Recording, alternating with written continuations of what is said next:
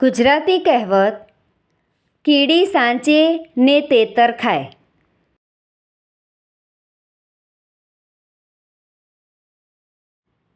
કીડી સાંચે ને તેતર ખાય. અર્થ: એક મહેનત અને કરકસર કરીને ભેગું કરે અને આળસુ વ્યક્તિ તેને ભોગવે અથવા ઉપયોગ કરે.